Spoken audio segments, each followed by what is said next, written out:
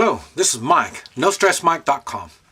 Okay, now I want to talk about leadership, more on leadership, and but this is me, and when I'm in a position of leadership, what I expect and what I'm going to do to get done what I expect. Okay, now first. I've got an advantage over many people. Got a lot of experience in leadership. When I was a young child, we've owned restaurants. My family's owned restaurants. The problem is a lot of the family didn't speak English. So when they wanted something done, they would have me explain to other people how to get work done. You know, how to peel potatoes and how, you think that's nothing. But it is. It's a skill that I've developed when I was young. So I had to learn to peel the potatoes before I could explain to others. And then it'd be the same thing, waiting on tables, cooking, any part of the restaurant business. I had to get other people to do it, and I had to explain it to them because nobody else in the family could explain this stuff. So I was the one doing it. So I was in a leadership position when I was quite young. And then, I say I've always been in business for myself, so I've always been in a leadership position. To get any kind of business running, you have to be able to get your point across. And then, like I say, at 18 years old, I was in Vietnam, and now that, and it was combat, that's all I did was combat. And combat, it's basically the same way. It's leadership. The difference is you're dealing with life and death decisions, and not so much like in business. We're going to make money, we're going to lose money, we're going to waste money, like that. This is in lives. So, but it's still leadership. No matter how you look at it, it's leadership. So, and then at the same time, even now, I travel through Central America and United States, stuff like that. And, I thought it was funny. I woke up this morning and I was thinking, I cannot believe that I can make life and death decisions, and not only my life, but other people's lives, just in a matter of minutes. And I'm thinking, am I a follower? Do I follow people that well? Do I follow the lead that well? Or do I lead that well? Or so it made me start thinking how this leadership works. And so I'm just going to share some thoughts with you. But I know in leadership, there's two ways you can get it. You can scare people. And now in Vietnam, it was, if I can beat the hell out of you, I can lead you. But I've got to beat the hell out of you. And then once I've planted that seed in your mind that I can beat the hell out of you, then you're going to listen to me. That's one way to get people to follow your direction. And another way is loyalty. And loyalty takes time to build. Fear is something you can do pretty quick.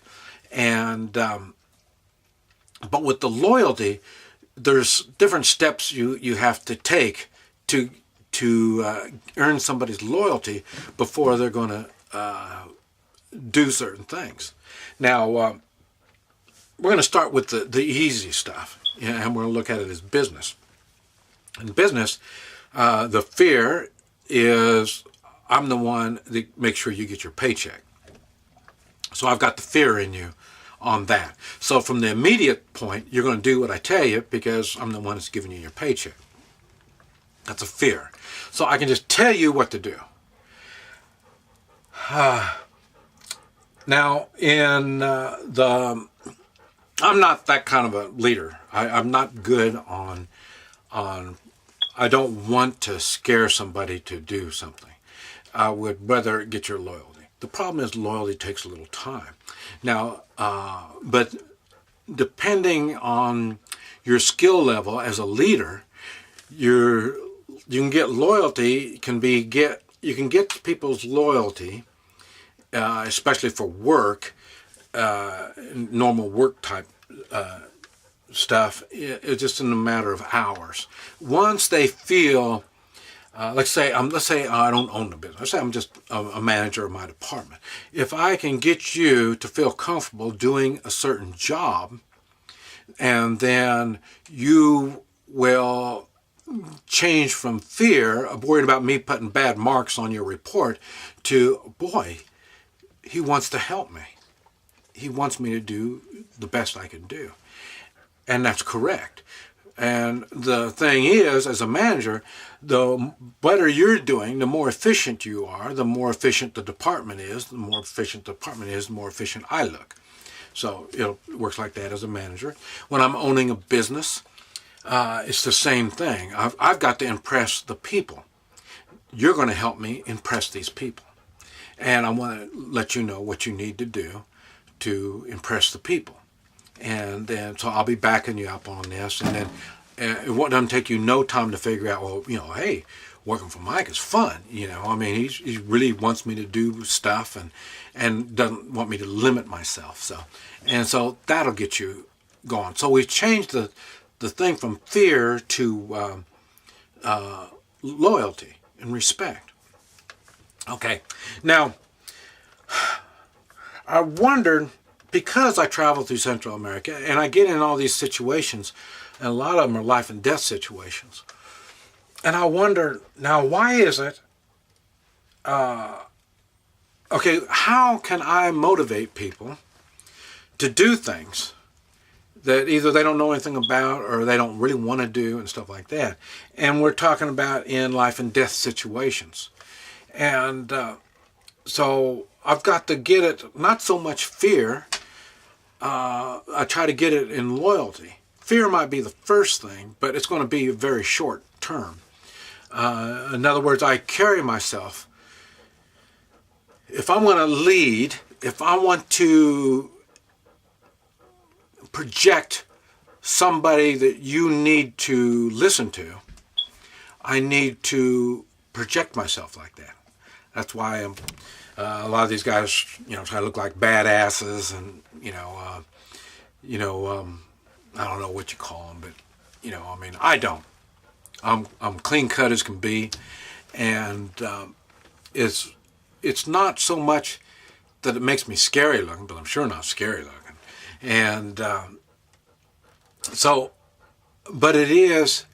You look at me and you have to listen to me, just because I am clean cut. That's enough to make somebody listen to me. And I'm big on profiling, so I try to look the part of listen to me. And so being clean cut is one of the things. I mean, if I look shabby, it's going to be hard to get people to take me serious. And when I'm in life and death situations, like I am so often, even my threat has got to look at me seriously. And I've been able to take a threat and make this threat look at me as the leader. That's funny, because I'm doing this and we can't even speak the same language. So you're talking in a short time, I can get to the point where I'm in a leadership position. So I am looking for you to do the right thing. And I'm not saying I know everything. I don't. That's why I'm the leader. I am looking for people this is our goal. So how can I find the people to help me reach this goal? That's what I'm doing as the leader. And so I'm not looking to scare you. I'm looking for your cooperation. But I've got to communicate my goals. And if I can communicate my goals to you, and you share the same goals as I do, you're more apt to try to do a good job. And when you're doing that good job, then I don't need to focus on it. I can go somewhere else and focus my attention on something else. See, so you've got to be, or I've got to be a communicator. In other words, if you're not doing the job right, if we're not getting our goal like it should be, it's my fault. It's not your fault. I didn't communicate properly about what you need to be doing and how we're going to get to that spot. So, like I say, it's my fault. That's what a leader does. He takes the blame because it is his fault. And now, I've got to show you strength. And if you know me, you've seen me, I keep myself in pretty good shape because, like I say, I'm in the life and death type of business, I guess you might say. And so I've got to be physically capable of doing what I have to do. Okay, and also there's the spiritual part. Now, I don't push my spiritual beliefs on people, but people realize, it doesn't take too long to figure out that I do have strong values and strong morals. And I don't expect it from my employees or the people that I'm leading. I do expect them to want to have good values and good morals. Because in my beliefs, that gives us more strength.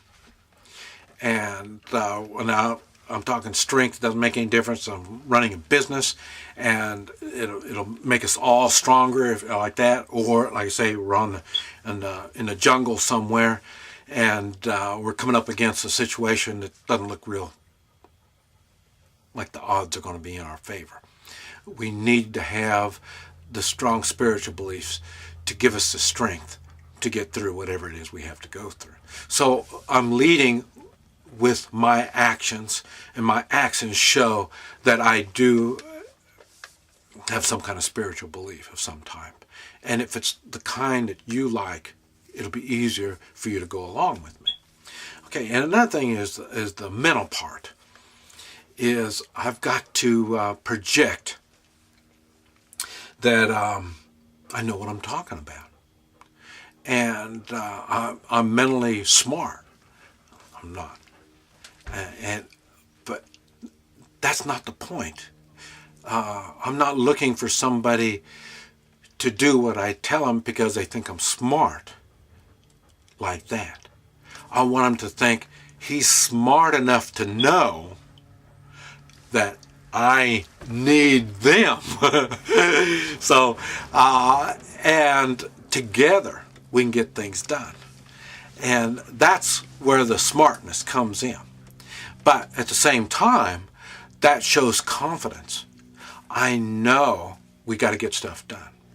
And I want your input on this stuff. I'm just not going to, and I've never tell people, you do this, you do that. No, I don't do like that. I ask them if they could do that and make sure they understand the goals, why they're doing that.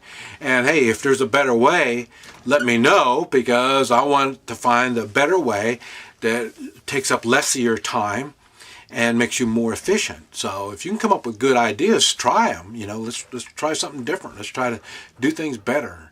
Okay, that shows I'm smart. That shows I'm mentally going. It's not that I know. I'm smart enough to know that other people are smart, and I want them to use their smartness. So that's a good thing. That's a good thing. And when I do my leadership, those are the things I'm looking for. Honesty. I'm always honest. I can't set goals unless I'm honest with you. I'll tell you how much experience I've had on this, and I'll tell you what I know about it, and I'll tell you we need more, and I'm looking for you to fill in the blanks. And I want to get this project done properly, efficient, good, and we're all going to look good at it. We're all going to look good when it's done properly. And so I want to make sure that we all know enough about the situation. And that's what I'm talking about, the setting the goals and the physical and the emotional, spiritual. These are all the things that shows my honesty. Now, the Marine Corps, it was funny. I don't know who comes up with these weird ideas. We're supposed to take a hill. We're supposed to do whatever we're supposed to do. Okay, some general. I don't know if somebody tells the general figures this stuff out. And then the general tells some colonel, and some colonel will tell the CO of the company, and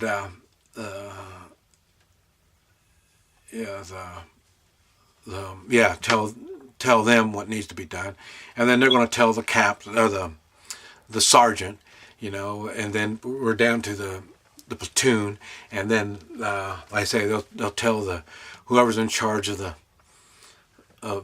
squad, and then we'll get down to the fire team. But in the Marine Corps, though, what they do like that, they go down. That's how the orders come down. Or they say shit goes downhill. But anyway, so it goes down. But the problem is, in the Marine Corps, when it goes from one level to the next level, he will say, we need to take this hill and do it that way. And then the other guy's going to say, that doesn't sound smart. We need to try this. I mean, they don't blindly follow. They question the order. Why are we taking the hill? What are we trying to get done? And all this. And then they talk about how they're going to do it. And it goes down to the next level. And then by the time it gets down to the fire team, they say, well, just go right over there and then start blowing them up and do. No, it doesn't work that way. We will pick if you come up with a good plan, you'll say your plan. The sergeant will say the plan. And if it sounds like a good plan, well then, hey, we're going to do it. If it doesn't sound like it's quite thought out thorough enough, then it'll be up to me as the employee, or down at the 3-man level, will say, there's a river we got to cross to get over that way.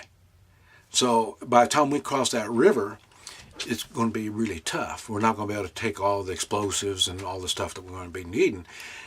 So maybe we need to go that way instead, and and then we hash out the problems. I'll put it that way.